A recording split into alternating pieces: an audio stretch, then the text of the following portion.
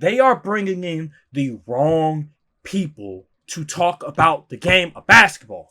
Why is Marquise Morris and Marcus Morris on First Take and Get Up? They have no way of articulating themselves that sounds good. They don't break down the X's and O's. They don't say anything that adds to the conversation. Why are they on ESPN First Take? Why are they on ESPN Get Up? We need to talk about ESPN First Take. I don't like doing these type of videos. I'm the type of person that let those goofies do whatever they do and let them crash out. And we do what we do over here. But it's getting to the point now where it's becoming very hard for me to ignore, because this is a program that I grew up on, that influenced me to want to get into the sports media space. And for it to turn out like this over the span of 10 years, that's when I first started watching it, around 2014, 15, a decade. For it to spiral in the past 10 years, I think it would behoove me to talk about this, about the downfall, about the fall off of ESPN First Take. In order for me to really talk about why it's bad now and why it has fallen off, I have to start at the beginning. I have to start off 2012 when Stephen A. became full-time co-partner of Skip Bayless. And what made the pairing so great, there was a yin, there was a yang. There was a hero, there was a heel. There was a protagonist, antagonist. You get what I'm saying. It's like a movie, it's like a TV show. You had the person you root for, and then you had the person that everybody hates, that everybody roots against. Skip Bayless was the guy that you root against. Skip Bayless would have the most outlandish takes. Stephen A. would be the more logical, reasonable guy that would call out Skip Bayless for all his absurd takes. So that formula was magical. Fast forward to 2016, Skip Bayless leaves. Stephen A. has to find a new partner, insert Max Kellerman. And then something happened. Stephen A., he forcibly had to become the Skip Bayless role. He had to become the villain, which it seemed like he wasn't all that comfortable with. And it happened slowly. It happened slowly over time. I think it was the Kaepernick stuff, the Kyrie stuff that really started to shift the public opinion on Stephen A.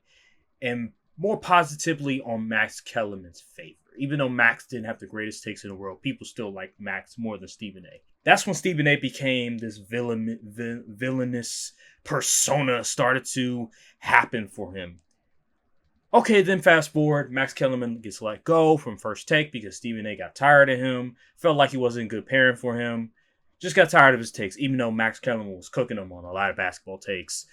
Stephen A. wouldn't have rebuttals. He would just say, you don't know basketball, I'm a black man, go to commercial break. So then there was this identity crisis for First Take. What are we going to be? Are we going to continue to be a debate program, or are we going to shift? Stephen A. decided, you know what? Every single day I'm going to have a different person come in and debate me. And so they brought in different people. At first it didn't really work. The Keyshawn Johnsons of the world, all these other Harry Douglases of the world, all these different people that, they are alright, but they ain't really going to move the needle. So the ratings went down, yada, yada, yada. But then all of a sudden, they started to bring along Mad Dog Russo, Ryan Clark, Marcus Spears, Mina Kimes, JJ Redick, Tim Legler also got a few appearances, Jay Williams, Brian Windhorst. These people that made the product. Michael Irvin. Oh my God, Michael Irvin was, once he got let go of NFL Network, he got to ESPN. He was a star. He was amazing. The show got back to relevancy yet again. The ratings went up in the roof, and boom, First Take was back to being the number one, and Undisputed was back to being the number two. Okay, everything's great, entertaining. We have JJ Redick, the guy pushing back at Stephen A. on his outrageous basketball hot takes, and also Mad Dog Russo as well. He gives a reminder of Skip Bayless. I remember people comparing him to Skip Bayless when he first arrived. So you have that, and then you have the football with Ryan Clark, with Marcus Spears, who will push back at Stephen A as well, making it for entertaining TV, and Stephen A would play that villain role. And then 2023 happens. And this is when the downfall of First Take started to happen, in my opinion, when they brought in Shannon Sharpe. Listen, I like Shannon Sharpe. I liked him when he was on Undisputed. But the problem with Shannon Sharpe on First Take is that him and Stephen A are too much alike. They don't complement each other well. Yeah, Shannon Sharpe, former NFL player, Hall of Famer, obviously. He played football. But a lot of their takes, a lot of their styles are very similar. They're very loud, not a whole lot of X's and O's, very outlandish. I would say Shannon is more the logical, reasonable one than Stephen A. But yet again, they still have similar styles that collide with one another. So their chemistry wasn't all that great. And then Shannon not being in the studio a lot really hurt him. The chemistry was never really there. It just wasn't. They were always agreeing with one another. It presented some problems just from a good viewership standpoint, good TV standpoint. And then Stephen A just kept inviting people on his show that wouldn't challenge him, that just weren't good at debating. When they're doing their own thing, they're great. When they're reporting, when they're commentators on games, they're great. When they're on NBA, I think at the time it was called NBA Jump, now it's NBA Today, or they're on NFL Live, they're fantastic. But when you're on First Take and you have to debate and you have to call out Stephen A on certain things, they look like deers in headlights. They're not able to articulate themselves in a way that comes off as entertaining and comes off as insightful for the viewers to want to watch. And that's when the problems really started to show himself again and again and again. And I want to bring up JJ Redick for that, because JJ Redick was the greatest thing ESPN First Take ever had. And when they stopped showing JJ Redick and he eventually became the head coach of the Lakers, it became very apparent what was missing from ESPN First Take. And it's somebody that can call out Stephen A on his bullshit, because Stephen A says a lot of bullshit on First Take. And now he's playing this villain persona. Like, you know, I bet he thinks to himself, nah, this is truly who I am. But dude, we see the character. We see what you're doing. We see the act. People have even said, Kendrick Perkins and others have even said that producers have come to them and said, hey, I want you to say this, that, and the third. I want you to play this. We understand that a lot of what's going on First Take that's not how you really feel. You're playing a character, okay? And that's understandable. But where is the guy that's going to call you out? Where is the guy that's going to push back? It's not there. Not until football season, at least. Basketball. What are you going to... Brian Windhorst? Really? Brian Windhorst is a phenomenal, very highly intelligent guy. But you can tell when you watch First Take, he's uncomfortable. He doesn't want to talk about all these hot takes and just unimportant narratives that Stephen A has created by himself and that he denies. So where is that person? Where are the people that love to talk about basketball that can call out Stephen A on his BS? Where are they? Just the other day, Jay Williams, this was a breath of fresh air. He finally called out Stephen A on his BS take about Giannis Antetokounmpo being an underachiever if he never wins another championship. Where are those people? Where are they? JJ Redick was that guy. JJ Redick, every single time he was on First Take, he was ready to brawl with Stephen A and Mad Dog Russo. You know why? Because JJ Redick is not about the BS. He's not going to let you say whatever you can say and get away with it. Everybody on that ESPN panel ESPN First Take panel seems like they're walking on eggshells. Seems like they're trying to be so careful they don't say anything out of line. They don't push back about Stephen A. at all. Because it seems like they're scared they're going to lose their job. Or they're going to lose their ability to be on the show. You cannot do that. How are you going to make compelling television? How are you going to make compelling, entertaining television for the viewers to enjoy if you don't get people to push back on what you say? And it be the people that can eloquently articulate themselves in a way that comes off good to listen to by the viewers, especially me. There is nobody on First Take who does that until football season. And that is the problem with First Take. This format works if you have somebody, one or two people every single week that calls out Stephen A's BS, that push backs on Stephen A's BS, that is the person that people can root for when they're going up against Stephen A, who apparently wants to be this villain, who's calling out players, who's pretty much threatening players on live TV or on social media. He just did it to John Moran. Where are those people? Why is everybody feeling like they're so scared to call out Stephen A? Or they don't even feel like they want to talk about whatever topic they're discussing? Where are the people? Where are the basketball minds? Where are the experts? This should be a debate show where Stephen A, he's the casual fan. Let's just get that. He doesn't watch. He says he watched all the games. He didn't watch all the games. He's the casual fan. And just because you watch all the games doesn't mean you're not a casual. You can be a casual and watch all the games. Being a casual means not only do you might not watch all the games, but you don't know all the basketball terminology. You don't know exactly what's going on the court. You don't know what a stagger screen, flare screen. You don't know all the X's and O's that comes with basketball itself. That's a casual.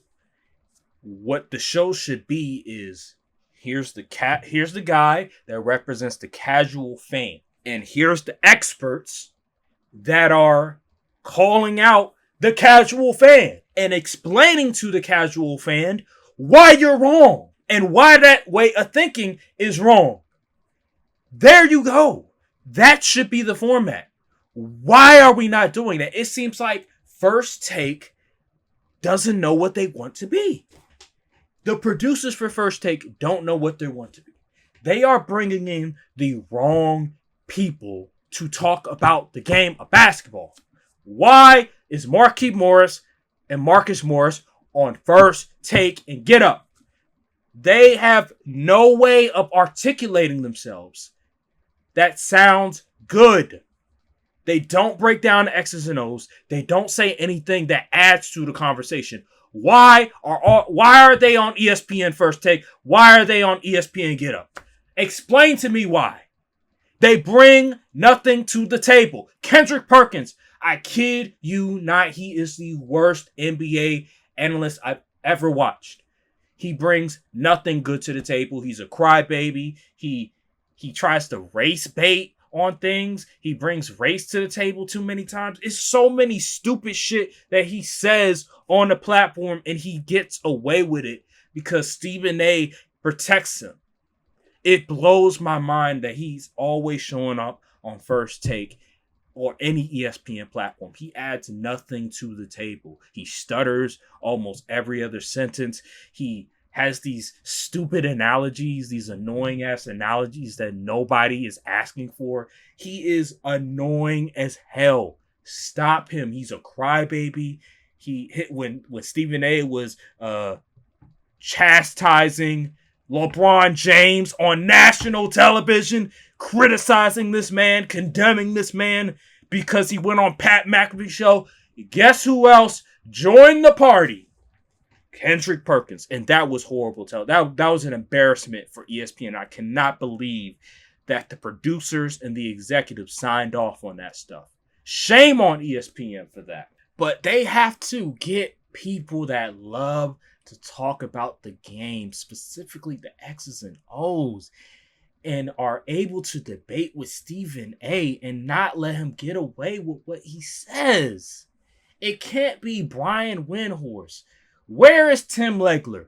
Where is Jay Williams? I can't just get one day of a week of Jay Williams. I need to see more Jay Williams calling out Stephen A for his BS.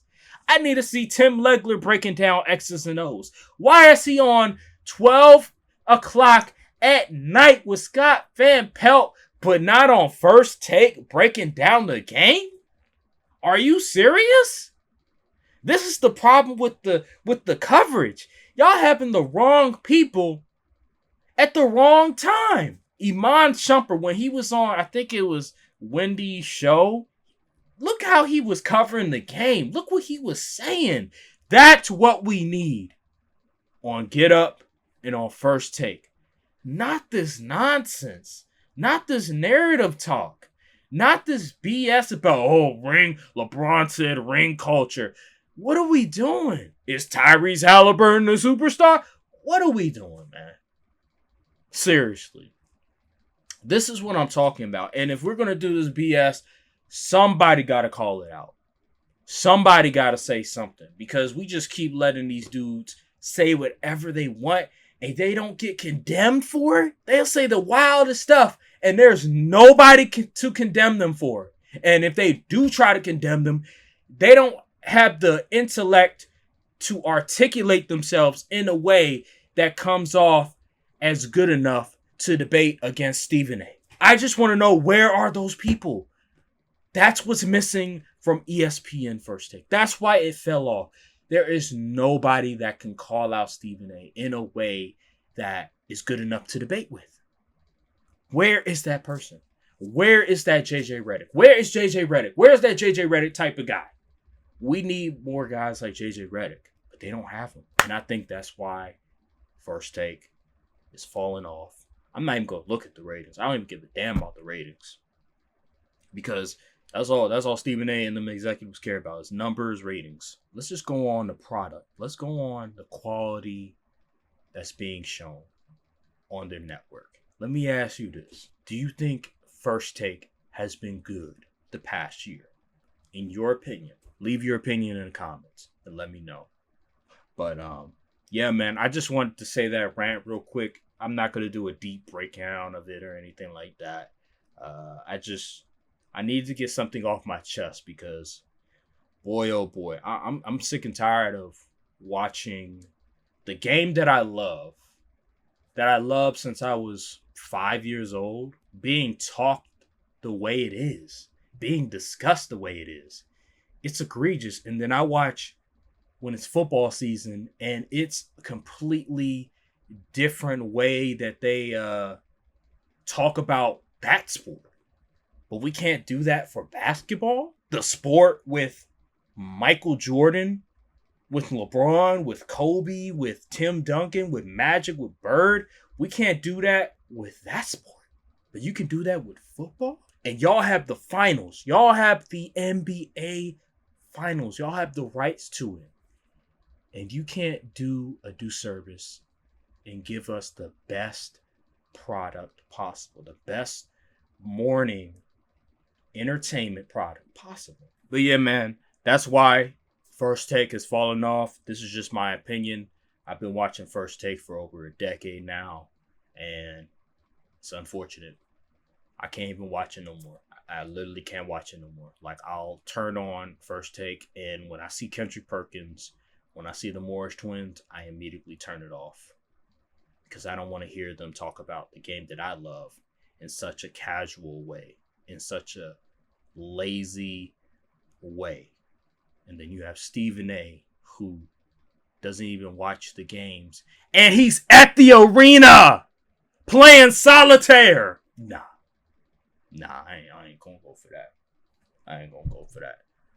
Like, subscribe, comment down below, hit the notification bell, follow the socials.